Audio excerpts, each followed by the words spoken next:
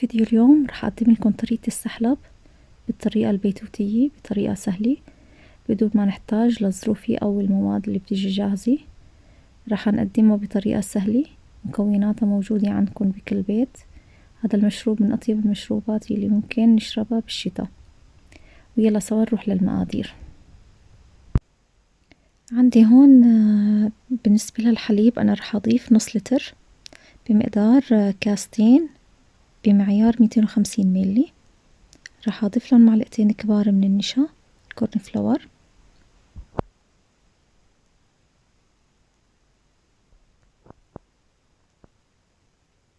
وبعدها راح أضيف 4 معالق من السكر.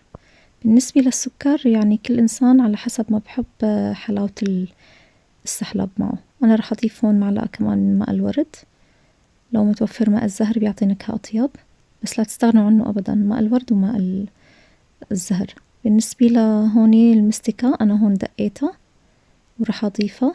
فينا نستبدل المستكة لو ما أنا متوفرة بظرف فانيلا. وآخر مرحلة راح أضيف عود قرفة، راح أقلبهم على البارد.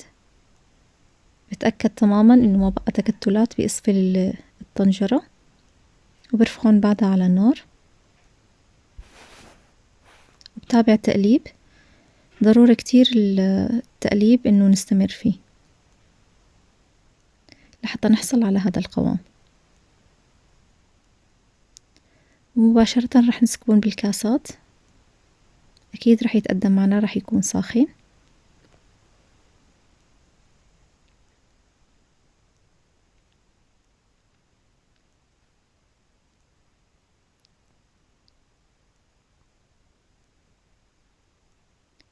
وراح أزينه بالقرفة الناعمة.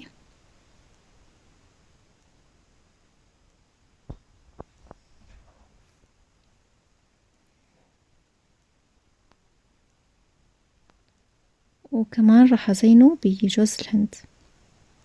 هلأ بالنسبة للتزيين هذا الشي بيرجع كمان ذوق شخصي، فينا نزينه بالمكسرات، فينا نزينه بعين الجمل، بالفستق الحلبي، هذا الشي بيرجع لإلكن، بس أخف شي القرفة وجوز الهند.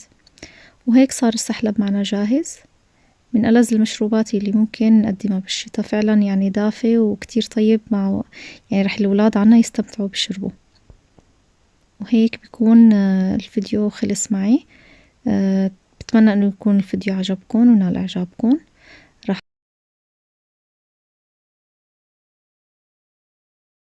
وراح اترك لكم باخر الفيديو مقاطع من الثلج من مدينتي. بتمنى الفيديو انه ينال اعجابكم. سلام.